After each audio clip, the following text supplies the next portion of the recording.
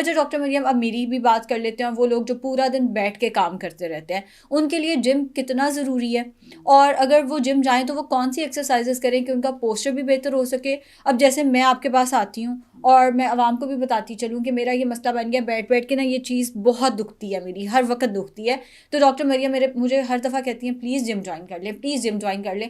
اب نہیں کر رہی میں جم جوائن, بھائی مجھ سے نہیں ہوتا. تو مجھے بتائیں کہ مجھے گھر میں اگر میں نے ایکسرسائزز کرنی ہے میں کیا کروں, جم مجھے کیا بینیفٹ دے گا, جو بندہ پورا دن گھر بیٹھا رہتا ہے جم کتنا ضروری ہے, اپنا پوسچر کیسے بہتر کرے. یہ ڈاکٹر عائشہ آپ نے بھی سنا ہوگا کہ sitting is new smoking.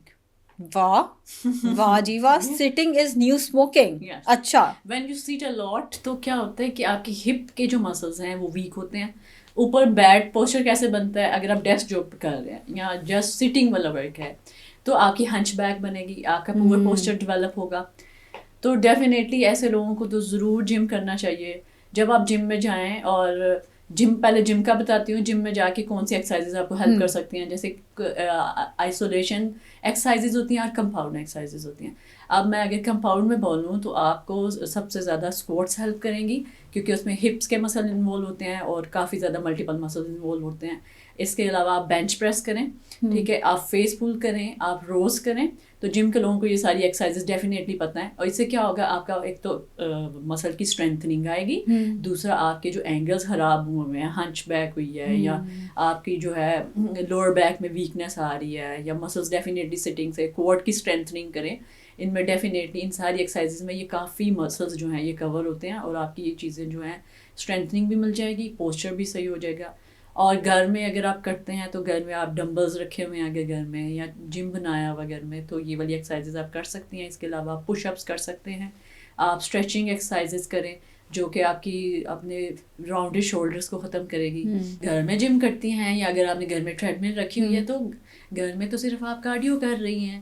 Dumbbells رکھے ہوئے ہیں یا جم بنایا ہوا ہے تو پھر تو یہ ساری ایکسرسائزز گھر میں بھی ہو سکتی ہے, ڈمبلز کے ساتھ بھی ہو سکتی ہے. میں نے نہیں رکھے ہوئے ڈاکٹر مریم, میں صرف اور صرف وہ کر رہی ہوں, واک کر رہی ہوں آج کل. ہاں دیکھیں, واک ہے, ٹریڈ مل ہے, سائیکلنگ ہے, یہ ساری کارڈیو کرتی ہیں. یہ آپ کی ہارٹ ہیلتھ کے لیے بہت ضروری ہے, جو کہ جم میں بھی بہت ضروری ہے. پہلے کرنا یا بعد میں کرنا, یہ تو اس پہ تو کوئی ڈبیٹ بنتی نہیں ہے. لیکن اگر صرف آپ کارڈیو کر رہے اور ویٹ ٹریننگ نہیں کر رہے تو آپ کا مسل میں اسٹرینتھننگ نہیں بنے گی. آپ سیڈنٹری لائف اسٹائل میں ہیں, آپ کی سرکولیشن تو اچھی ہو جائے گی, لیکن مسل میس ڈپلیٹ ہوتا جائے گا over the age. You are more prone to injuries. اور دنیا میں فیمس ہے کہ ویٹ لفٹنگ جو ہے سب سے ٹاپ پہ آتی ہے.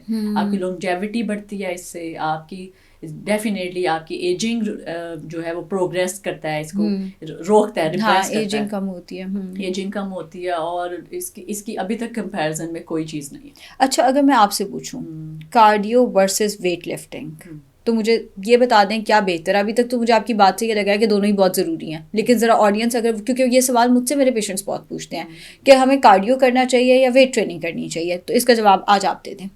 دیکھیے ڈاکٹر عائشہ, جیسے آپ کے پاس بہت زیادہ کلائنٹس آتے ہیں وہ ویٹ لاس کے لیے آتے ہیں, تو آپ بھی ڈیفینیٹلی ان کو بولتی ہوئیں گی کہ جائیں اور جا کے کارڈیو کریں, رننگ کریں, جاگ کریں یا جم کریں. دونوں میں ہی دیکھیں آپ کا فیٹ برن تو ہوتا ہے, کیلوریز برن ہوتی ہیں. بالکل. لیکن اگر آپ اس کو کمپیریزن میں کریں, اگر آپ جسٹ کارڈیو کر رہے ہیں اور اپنے مسل کو نہیں ہٹ کر رہے, جو کہ ڈیفینیٹلی آپ کی کیلوریز برن ہوگی, آپ پتلے بھی ہو جاتے ہو, لیکن وہ سارا کچھ دوبارہ بھی آ سکتا ہے. آفٹر 30 آپ کا ایوری ڈیکیڈ کے بعد 10% مسل لاس آتا ہے. اگر آپ فیمیلس کی طرف چلی جائیں تو جب وہ مینوپاز کی طرف جاتی ہیں, ہارمونز جو سارے افیکٹ ہو جاتے ہیں, اور ان کا جو ہے bone mass, bone mineral density اور مسل میس سارا کم ہوتا ہے. More prone to injuries, more prone to musculoskeletal issues, and flexibility, mobility, strengthening is everything nowadays. یا مجھے ویسے شرم تو آنی چاہیے کہ میں جم شروع کروں, لیکن ڈاکٹر مریم پتہ نہیں, میں کہتی ہوں, میں اپنے پیشنٹس کو بھی آج کل کہہ رہی ہوں, پتہ نہیں کیا ہو گیا, جم جانے کو دل ہی نہیں کر رہا. حالانکہ وہی بات کہ زہیب سر میرے اتنے اچھے ٹرینر بھی ہیں میرے پاس, لیکن میں پھر بھی نہیں جاتی. اچھا مجھے جب آپ بتا رہی تھی نا یہ کارڈیو والی بات, جب میں جاتی ہوتی تھی نا میں یوں ہاتھ جوڑ کے کھڑی ہوں, زہیب سر پلیز مجھے یہ جو ہے نا, وہ کہتے تھے جمپنگ جیکس کرو, کارڈیو کرو, میں کہتی تھی پلیز یہ نہ کریں, مجھے کہ ڈائریکٹ ویٹ اٹھاؤ, میرے سے یہ جمپنگ جیکس نہیں ہوتے. تو اب میں نے سنا ہے کہ اگر آپ ڈائریکٹ جاتے ساتھ ہی بہت زیادہ ویٹ اٹھاتے ہو تو اس سے کارڈیک ریسٹ ہو سکتا ہے, کیا کچھ ایسا ہے؟ پری ورک آؤٹ بھی ہوتا ہے یا کچھ بھی, وہ کارڈیو بھی نہیں کرتے, اور ڈائریکٹ جا کے جو ہے ہیوی ویٹ جیسے کمپاؤنڈ ایکسرسائزز میں کرنے لگ جاتے ہیں. تو آپ کو پتہ ہے کہ آپ اپنے ہارٹ کے اوپر بہت زیادہ اسٹریس ڈال رہے ہوتے ہو. اس سے میں نے کیا دیکھا ہے کہ آپ کی دیکھیں جب آپ اتنا زیادہ ہارٹ کے اوپر اسٹریس ڈال رہے ہو, آپ نے نہ کوئی فلیکسیبلٹی کی, نہ آپ نے اپنی پوری کارڈیو کی اندر, تو آپ نے ڈائریکٹ اتنا زیادہ کمپاؤنڈ ایکسرسائز کا سارا اسٹریس اپنے ہارٹ پہ ڈالا. اس سے کیا آرٹریز رپچر ہو جاتی ہیں, کلوٹ بنتے ہیں, تو سڈن کارڈیاک اریسٹ یا ہارٹ اٹیکس دیتے ہیں. اور بہت سے لوگ جو کہ آپ پرفارمنس انہانسنگ ڈرگز لے رہے ہیں اور آپ ڈی ہائیڈریٹڈ ہو, آپ کے الیکٹرولائٹ ہی امبیلنس ہیں, تو ڈیفینیٹلی آپ اپنے ہارٹ کو بہت زیادہ اسٹریس دے رہے ہو, جا کے آپ جم اٹھا رہے ہو اور آپ اسموکر بھی ہیں اگر فار ایگزامپل, تو آپ کے ہارٹ کے اوپر بہت زیادہ لوڈ آئے گا. ڈیفینیٹلی آرٹریز رپچر ہوتی ہیں مائنر, اسے بلوکیج بھی ہوتی ہے, اور آپ کو میں نے ہارٹ اریسٹ کی طرف, کارڈیاک اریسٹ کی طرف جاتے دیکھا ہے لوگوں کو. ڈیفینیٹلی